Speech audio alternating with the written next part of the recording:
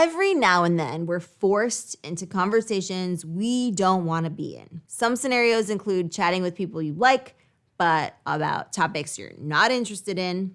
It could also include chatting with people you don't like about topics that bore you. It could also be a situation where an uninteresting person is yapping away, droning on about something silly. And lastly, it could be when you're being stopped in the middle of the street or in the hallways at work for that notorious stop and chat that Larry David made infamous on the show Curb Your Enthusiasm. Whatever the situation, you want to get out of that conversation fast. And so today I'm sharing 7 polite enough ways that you can exit a conversation that you have zero interest being in. If you're ready, let's go for it.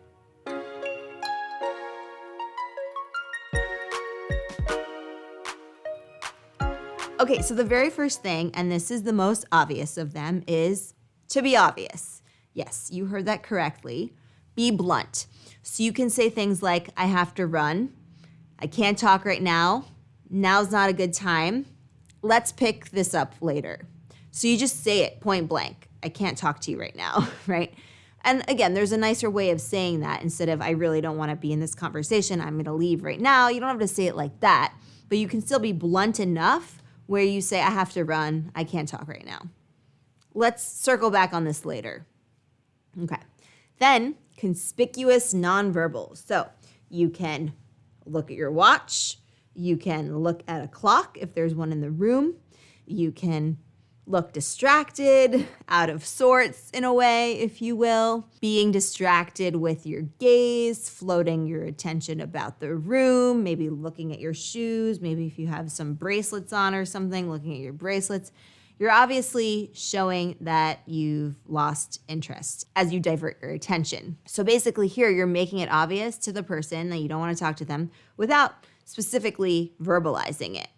And so anyone who is socially adept and is using common sense will pick up on this. And if they don't, then you could revert to strategy 1 about being blunt and being explicit and verbalizing it. I mean, there are cases where you could just walk away. That would be a little bit more extreme. It very well could be construed as rude. And honestly, I'd only advise it if the person is being hostile towards you or showing some other heightened emotion and you just really physically need to remove yourself from the situation and exit the space that you're currently in.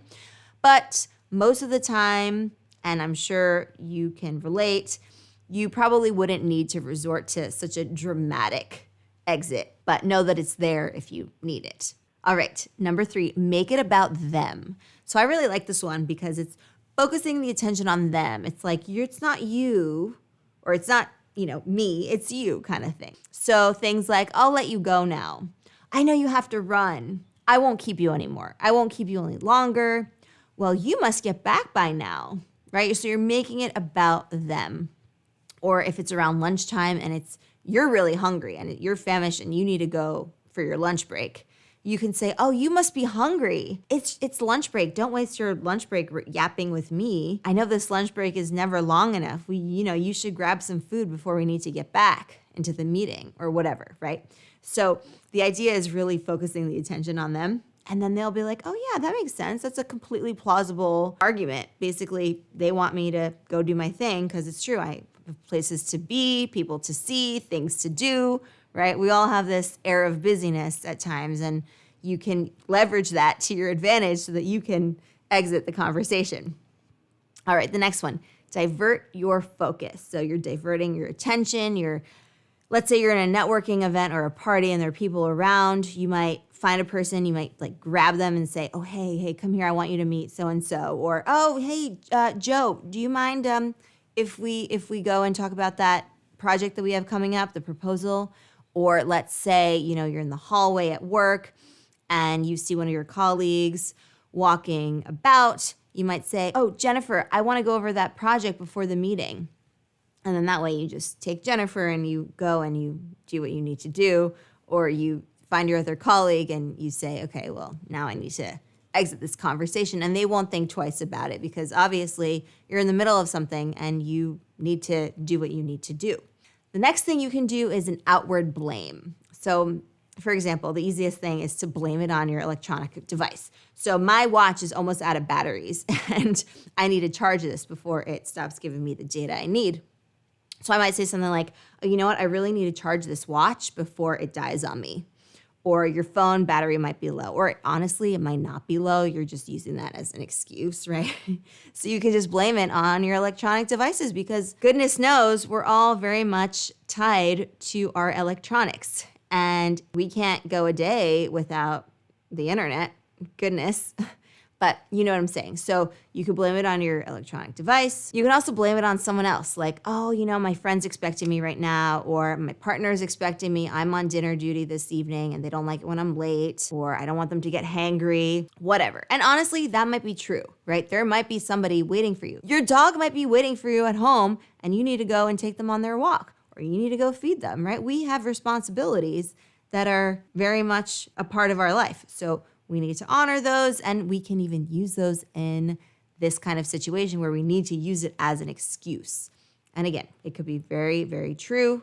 And if it is, all the better, right? And that way you don't feel a little cognitive dissonance about it. The next thing is tell them about a time constraint. So you can really time constrain it. That's really what I'd like to share in this point, in that you tell them at the get-go, the beginning of the conversation, as soon as they start yapping away, you say, I have 3 minutes to chat. Right? So you say that at the very beginning, however much time you want to spend, however much time you want to allocate to this conversation. So if you have 20 minutes, but you only want to spend 2 minutes, then say, I have 2 minutes, right? And again, you don't have to be 100% transparent with how much time you actually have, but it'll force the person to get to the chase and get to the bottom of it, whatever they want to share with you, and not beat around the bush. And that way you can just, at the end of 2 minutes, you skedaddle, right? So I've got 5 minutes before I have to hop on a call. What do you want to share with me, for example? Okay. And the final one, and this is if you like them and you actually want to hang out with this person and you actually want to talk to this person because you like this person, but you might not necessarily have the time to talk at that moment, or maybe you just don't like the conversation or where it's heading. You want to switch gears.